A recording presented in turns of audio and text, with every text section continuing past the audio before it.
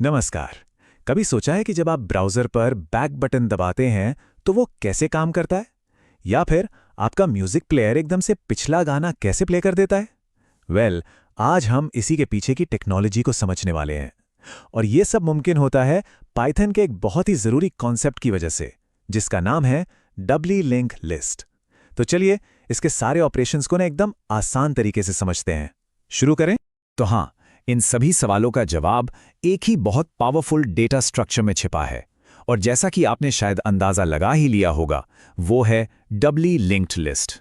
आइए ये जानते हैं कि ये हमारी रोजमर्रा की टेक्नोलॉजी को असल में पॉसिबल कैसे बनाता है। ठीक है, तो चलिए अब इसमें थोड़ा गहराई से उतरते हैं। सबसे पहले ये समझना जरूरी है कि आखिर ये डबली लिंक्ड लिस्ट होती क्या है। हम इसे बिल्कुल शुरुआत से इसके बिल्डिंग ब्लॉक से समझेंगे। देखिए, डबली लिंक्ड लिस्ट का जो सबसे छोटा लेकिन सबसे महत्वपूर्ण हिस्सा है ना, उसे कहते हैं नोड। अब हर एक नोड के अंदर तीन चीजें होती हैं। पहला है डेटा, यानी कि उसकी असली वैल्यू। दूसरा है नेक्स्ट, जो अगले नोड का पता रखता है। और तीसरा, जो इसे सबसे खास बनाता है, वो है प्रीव, जो पिछले नोड का पता रखता है। और पता है, यही प्रीव पॉइंटर इसे सिंगली लिंक्ड लिस्ट से एकदम अलग और पावरफुल बनाता है। तो एक नोड का स्ट्रक्चर कुछ ऐसा दिखता है। बीच में आ गया डेटा, एक तरफ अगले नोड का रास्ता और दूसरी तरफ पिछले नोड का। आप इसे एक ट्रेन के डिब्बे की तरह सोच सकते हैं, जो अपने आगे और पीछे दोनों डिब्बों से जुड़ा होता है। और जब हम ऐसे कई नोड्स को एक साथ जोड़ देते हैं तो एक डबली लिंक्ड लिस्ट बन जाती है। जैसा कि आप यहां देख सकते हैं, हम 10 से 20 पर जा सकते हैं और 20 से वापस 10 पर भी आ सकते हैं। यही इसकी सबसे बड़ी ताकत है, फॉरवर्ड और बैकवर्ड दोनों दिशाओं में ट्रैवल करने की आज़ादी। पहले नोड का प्रीव और आखिरी नोड का नेक्स्ट हमेशा नल होता है, क्योंकि जाहिर है उनके आगे पीछे कुछ भी नहीं होता। चलिए अब इसके ऑपरेशंस को समझते हैं। सबसे पहले देखते हैं कि एक डबली लिंक्ड लिस्ट में नए नोड्स आखिर जोड़े कैसे जाते हैं, यानी कि इंसर्शन ऑपरेशंस। मान लीजिए हमें लिस्ट की एकदम शुरुआत में कोई नोड जोड़ना है, तो इसके 4 आसान स्टेप्स हैं। सबसे पहले एक नया नोड बनाइए। फिर इस नए नोड के नेक्स्ट को पुराने हेड से जोड़ दीजिए। इसके बाद पुराने हेड के प्रीव को इस नए नोड से जोड़ दीजिए। और बस आखिर में हेड को अपडेट करके इस नए नोड को ही नया हेड बना दो।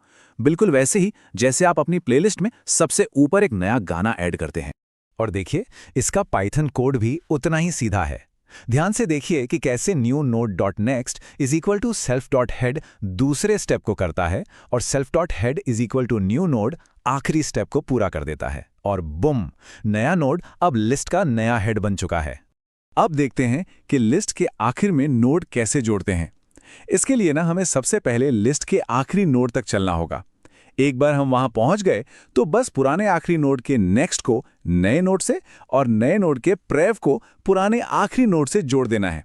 ये कुछ एक ट्रेन के आखिर में एक नया डिब्बा जोड़ने जैसा है। इसके पाइथन कोड में आप देख सकते हैं कि एक व्हाइल लूप का इस्तेमाल हो रहा है। ये लूप हमें लिस्ट के अंत तक ले जाता है, जब तक कि temp डॉट नेक्स्ट नन ना हो जाए।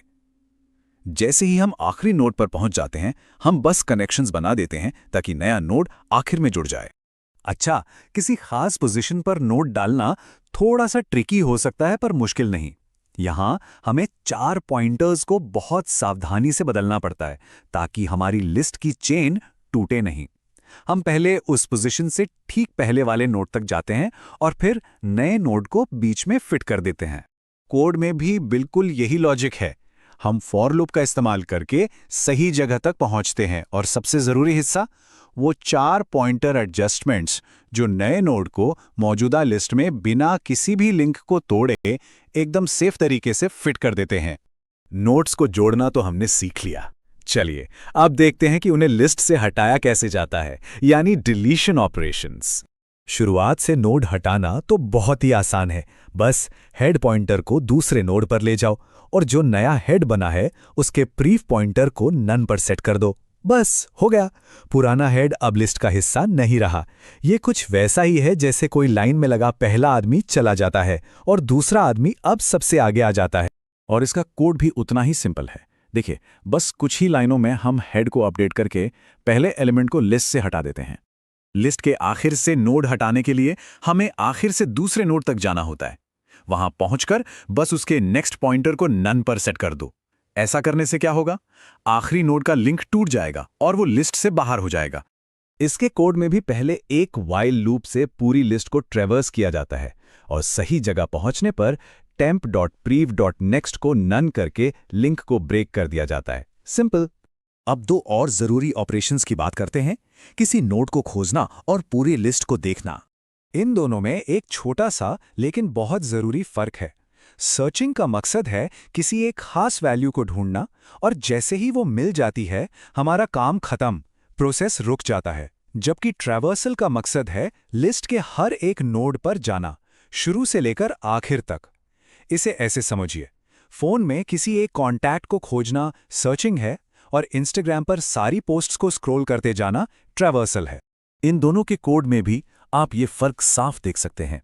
सर्च फंक्शन में इफ कंडीशन के मिलते ही रिटर्न हो जाता है, काम खत्म, जबकि डिस्प्ले फंक्शन का लूप आखिर तक चलता है और हर नोड की वैल्यू को प्रिंट करता है। तो हमने ये सब थ्योरी तो समझ ली, पर ये असल दुनिया में कहाँ काम आती है? चलिए देखते हैं कि यह इतना मायने क्यों रखती है। आपको शायद ये जानकर हैरानी होगी कि डबली लिंक लिस्ट का इस्तेमाल हम सब हर दिन करते हैं। ब्राउज़र के back forward button, music player के गाने, किसी एडिटर का अंडू रीडू फंक्शन, वेबसाइट पर इमेज स्लाइडर, ये सब डबली लिंक लिस्ट का ही तो कमाल है, जो हमें आगे और पीछे दोनों तरफ जाने की सुविधा देता है। तो इसका सबसे ज़रूरी पॉइंट ये है, अगर कभी किसी इंटरव्यू में आपसे पूछा जाए तो आप इस एक लाइन में डबली लिंक लिस्ट को समझा सकते हैं कि ये एक ऐसा डेटा स्ट्रक्चर है जहां हर नोड में डेटा के साथ दो पॉइंटर्स होते हैं, प्रीव और नेक्स्ट, जो हमें दोनों दिशाओं में ट्रैवल करने की अनुमति देते हैं। तो अब आप डबली लिंक्ड लिस्ट के कॉन्सेप्ट और उसके ऑपरेशंस को अच्छी तरह समझ चुके हैं। अब ज़रूरत है तो बस प्रैक्टिस की। कोड को खुद से लिखिए, उसे चलाकर देखिए और डेटा स्ट्रक्चर्स में मास्टर बन जाइए।